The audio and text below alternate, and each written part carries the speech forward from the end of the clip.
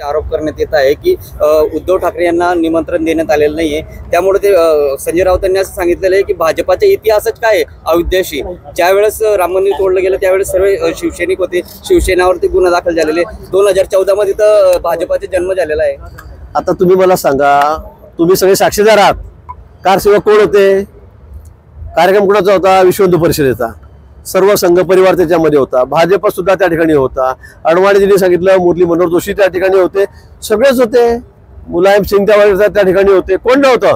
आणि आम्ही स्वतः 25-25 दिवस 20-20 दिवस कारसेवेत त्या ठिकाणी गेलो। आम्ही अटकेमध्ये होतो, आमच्याकडे ते पुरावे आहेत, आमची नोंद त्या ठिकाणी आहे, आमचे फोटो आहेत। आता ते म्हणतात कोण गिरीश महाजन, काय संबंध त्याचा?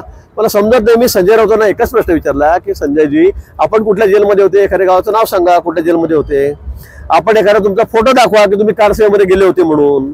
काही संबंध नाही, पण तोंडात येईल ते बोलायचं, वाटेल तसं बेछूट बोलायचं, हा त्यांचा धंदा आहे, ही त्यांची सवय आहे।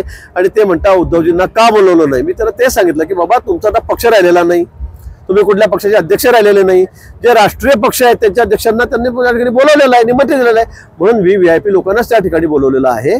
तुमचा पक्ष नाही, तुमच्या मागे 7-8 आमदार राहिलेले नाही, तुमच्या मागे 3-4 खासदार राहिलेले नाहीत, तुमचा पक्ष तुमच्याकडून गेला एकनाथजींकडे, तुमचं चिन्हही तुमच्याकडून गेलेलं आहे। आणि तुम्ही काय अपेक्षा करता की आम्ही VIP आम्ही खूप मोठे राजकारणी आहोत? म्हणून मला असं वाटतं की स्वतःबद्दल गैरसमज असू शकतात, पण म्हणून केंद्र सरकारला तुम्ही त्याबद्दल बोलू नका।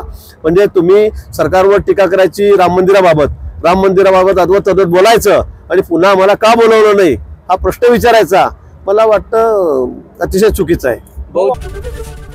ABP माझा, उघडा डोळे बघा नीट।